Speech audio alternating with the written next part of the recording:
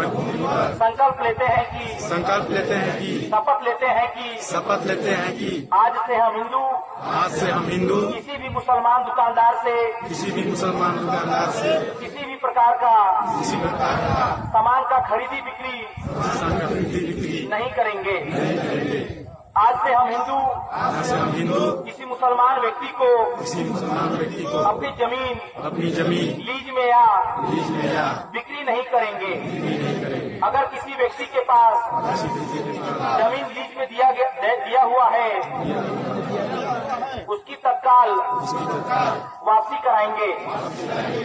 आज से हम हिंदू मुसलमानों के यहाँ मजदूरी एवं अन्य कार्य के लिए नहीं जाएंगे।